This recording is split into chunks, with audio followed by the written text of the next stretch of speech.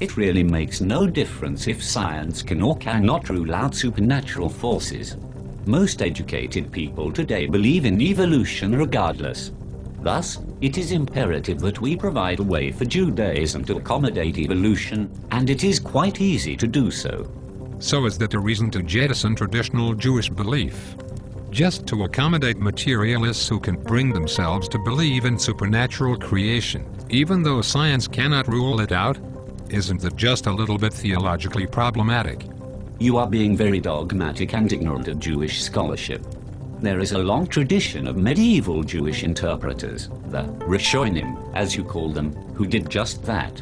Maimonides explicitly attempted to integrate the secular knowledge of his day into Judaism.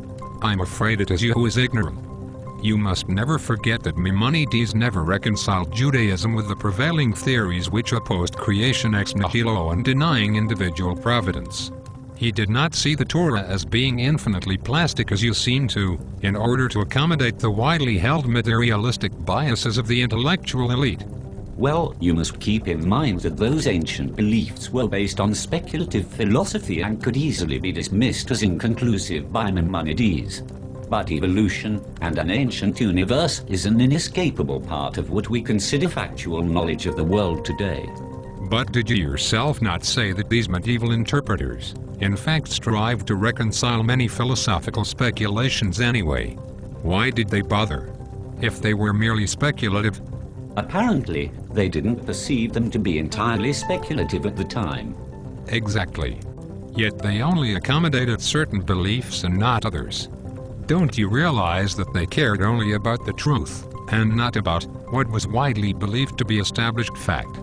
Don't you realize that they only reconciled the ideas that the tradition itself could accommodate? But evolution should be included in that category of accommodated beliefs. It is necessary to accept evolution in order to preserve the faith of thousands of educated Jews. Would you rather have them all lose their faith by rejecting the validity of well-accepted science? I do not see the overall benefit of jettisoning basic traditional Jewish understandings in order to accommodate people who are stubbornly unwilling to accept supernatural creation.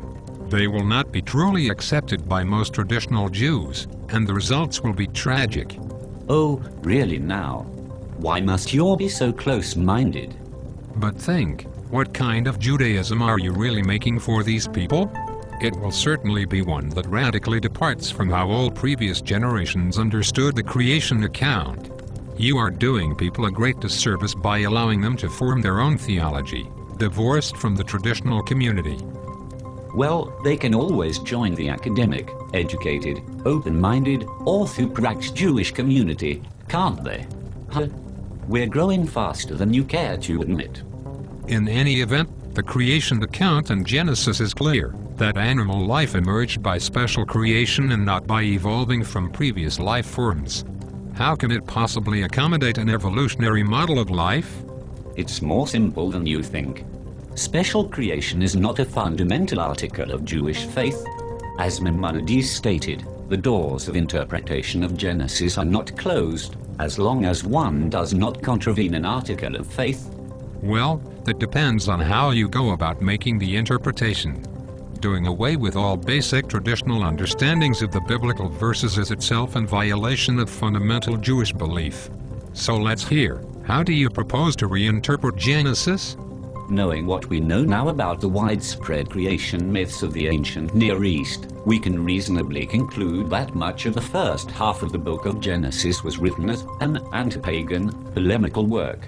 It was written so as to convey certain theological, moral, and religious truths in order to counter the prevailing popular beliefs of the ancient world.